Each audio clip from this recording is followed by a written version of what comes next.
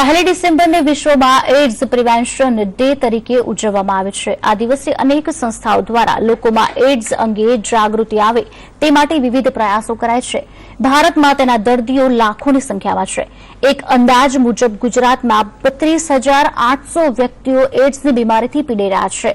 એઇડ્સને ફક્ત સ્વાસ્થ્યનો મુદ્દો ન સમજતા આને સામાજિક મુદ્દાના રૂપમાં પણ જોવામાં આવી રહ્યો છે। વિશેષજ્ઞોનું કહેવું છે કે એઇડ્સની સાથે સાથે સંક્રમિત લોકોની પણ સામાજિક સુરક્ષા જરૂરી છે।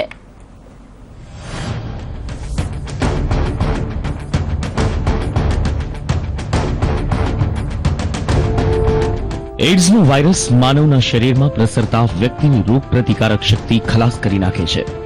90% એચઆઈવીનો ચેપ અસુરક્ષિત જાતીય સંબંધથી ફેલાય છે।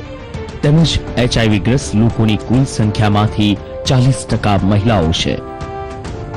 આપણા 1 લાખની આજુબાજુ લોકો હજી સુધી પોઝિટિવ આવેલા છે, પણ આમાંથી અમુક લોકોનું મૃત્યુ થયેલું છે। બરાબર, અમુક લોકો ટ્રીટમેન્ટ લેવા નથી માંગતા કે એકવાર ટેસ્ટ થયો પછી આપણા ટેસ્ટમાં પછી આવ્યા જ નહીં, ટ્રીટમેન્ટ બી નથી લેવું, કશું નહીં, એ ક્યાં ગયા ખબર નથી। કેમ કે આ બીમારી એવી છે કે સ્ટિગ્મા હોવાથી એટલે એને એમ ખબર પડે કે મારું એચઆઈવી પોઝિટિવ એટલે ગાયબ થઈ જાય, સરનામું ખોટું લખાવે। આપણે જ્યાં પહોંચીએ, ધારો કે પહોંચીએ તો ના પાડે કે મારે વાત કરવી નથી, મારે સારવાર લેવી નથી, આવા બી હોય।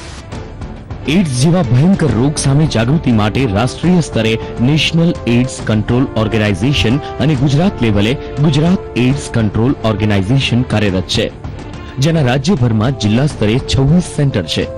સીએચસી અને પીએચસીમાં 15 જેટલા સબ સેન્ટર કાર્યરત કરવામાં આવ્યા છે, જેમાં એચઆઈવીના દર્દીઓને એઆરટી સેન્ટરમાં એન્ટી રિટ્રોવાયરલ થેરાપીની ટ્રીટમેન્ટ આપવામાં આવે છે।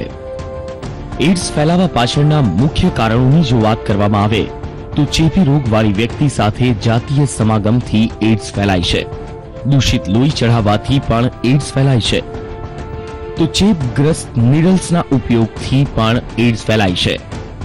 રાજ્યભરમાં એઇડ્સ સામે જાગૃતિના કારણે એઇડ્સનું પ્રમાણ ઘટ્યું હોવાનો તબીબો દાવો કરી રહ્યા છે।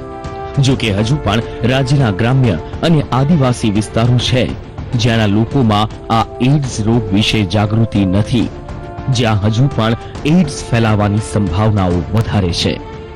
સંજય ટાંક, સંદેશ ન્યૂઝ, અમદાવાદ।